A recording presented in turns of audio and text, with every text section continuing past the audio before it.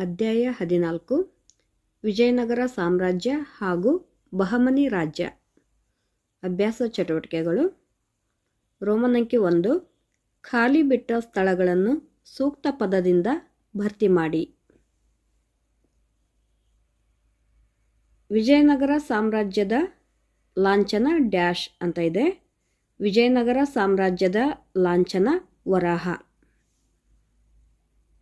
ಬಹಮನಿ ಸುಲ್ತಾನರ ರಾಜ್ಯ ಸ್ಥಾಪಕ ಡ್ಯಾಶ್. ಬಹಮನಿ ಸುಲ್ತಾನರ ರಾಜ್ಯ ಸ್ಥಾಪಕ ಅಲ್ಲಾವುದ್ದೀನ್ ಹಸನ್ ಗಂಗು ಬಹಮನ್ ಶಾ. ಕರ್ನಾಟಕ ಸಂಗೀತ ಪಿತಾಮಹ ಎಂದು ಡ್ಯಾಶ್ ರನ್ನು ಕರೆಯುತ್ತಾರೆ. ಕರ್ನಾಟಕ ಸಂಗೀತ ಪಿತಾಮಹ ಎಂದು ಪುರಂದರದಾಸರನ್ನು ಕರೆಯುತ್ತಾರೆ. ಗೋಲ್ ಗುಂಬಜ್ ಡ್ಯಾಶ್ ನಗರದಲ್ಲಿದೆ. ಗೋಲ್ ಗುಂಬಜ್ ವಿಜಯಪುರ ನಗರದಲ್ಲಿದೆ. ರೋಮನ್ ಅಂಕಿ 2. ಕೆಳಗಿನ ಪ್ರಶ್ನೆಗಳಿಗೆ ಉತ್ತರ ಬರೆಯಿರಿ. ಪ್ರಶ್ನೆ 5. ಆದಿಲ್ ಶಾಹಿ ಅರಸರಲ್ಲಿ ಗಣ್ಯನು ಯಾರು? ಉತ್ತರ: ಎರಡನೆಯ ಇಬ್ರಾಹಿಂ ಆದಿಲ್ ಶಾಹಿ ಅರಸರಲ್ಲಿ ಗಣ್ಯನು. ಪ್ರಶ್ನೆ 6. ಗೋಲ್ ಗುಂಬಜ್ ಏಕೆ ಪ್ರಸಿದ್ಧವಾಗಿದೆ?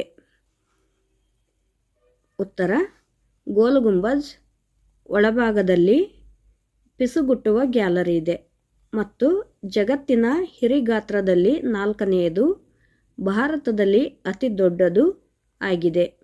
ಆದ್ದರಿಂದ ಗೋಲ್ ಗುಂಬಜ್ ಪ್ರಸಿದ್ಧವಾಗಿದೆ. ಪ್ರಶ್ನೆ 7. ವಿಜಯನಗರ ಅರಸರಲ್ಲಿ ಅತ್ಯಂತ ಶ್ರೇಷ್ಠ ಸಾಮ್ರಾಟ ಯಾರು? ಇದಕ್ಕೆ ಉತ್ತರ: ಕೃಷ್ಣದೇವರಾಯ ವಿಜಯನಗರ ಅರಸರಲ್ಲಿ ಅತ್ಯಂತ ಶ್ರೇಷ್ಠನು. ಪ್ರಶ್ನೆ 8. ಹಂಪಿಯ ಮುಖ್ಯ ದೇವಾಲಯಗಳು ಯಾವುವು? ಉತ್ತರ: ಹಜಾರ ರಾಮಸ್ವಾಮಿ ದೇವಾಲಯ, ವಿದ್ಯಾಶಂಕರ ದೇವಾಲಯ, ವಿಠಲಸ್ವಾಮಿ ದೇವಾಲಯ ಇವು ಹಂಪಿಯಲ್ಲಿರ್ತಕ್ಕಂತಹ ಮುಖ್ಯ ದೇವಾಲಯಗಳು. ಪ್ರಶ್ನೆ 9. ಕುಮಾರವ್ಯಾಸನ ಕೃತಿ ಯಾವುದು? ಕರ್ನಾಟ ಭಾರತ ಕಥಾಮಂಜರಿ ಕುಮಾರವ್ಯಾಸನ ಕೃತಿಯಾಗಿದೆ. ಪ್ರಶ್ನೆ 10. ಕೃಷ್ಣದೇವರಾಯನ ಕೃತಿಗಳನ್ನು ತಿಳಿಸಿ. ಉತ್ತರ: ಕೃಷ್ಣದೇವರಾಯನು ತೆಲುಗಿನಲ್ಲಿ ಅಮುಕ್ತ ಮೌಲ್ಯದ ಮತ್ತು ಸಂಸ್ಕೃತದಲ್ಲಿ ಜಾಂಬವತಿ ಕಲ್ಯಾಣ ಎಂಬ ಕೃತಿಗಳನ್ನು ಬರೆದಿದ್ದಾನೆ. ವಿಜಯನಗರಕ್ಕೆ ಭೇಟಿ ನೀಡಿದ ವಿದೇಶಿ ಪ್ರವಾಸಿಗರನ್ನು ಹೆಸರಿಸಿ.